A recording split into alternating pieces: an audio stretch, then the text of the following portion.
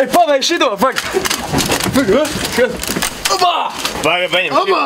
Pagaidām man iekapā, nu! Došur! Ko?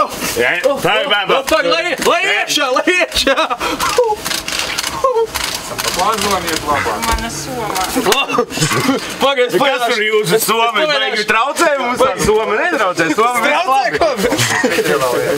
Evo, pagaid! Uzkruķī kaut ko! Jā. Es te varu uzpīpēt vai nevar? Nevar. Tipa policija.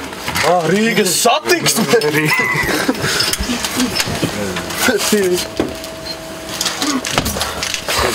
Kur jau parāda?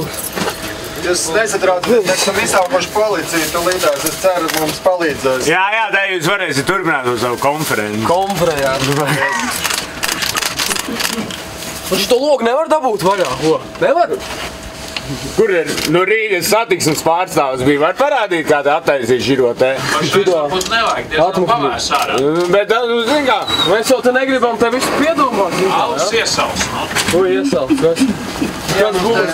Kungi traucē pasākumu, mēs varētu palīdzēt, mums viņiem tikt galā. Labdien! Labdien! Pārstāvības policija.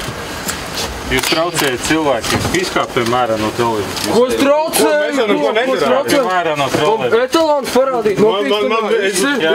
Izkāpsim ārā, tur arī tālāk runās. Man tur maisiņš palika. Kāpjam ārā. Ko mēs jau neko nedarām? Mēs traucējām mums kādam, ko? Kāpjам ārā. Мы каждые 2 года делаем опросы, и там появляются такие проблемы, что почти 80% пассажиров все-таки ощущают какую-то некомфортность, когда они едут в общественном транспорте, из-за посторонних лиц, которые или шумят, или неприятно пахнет, скажем так.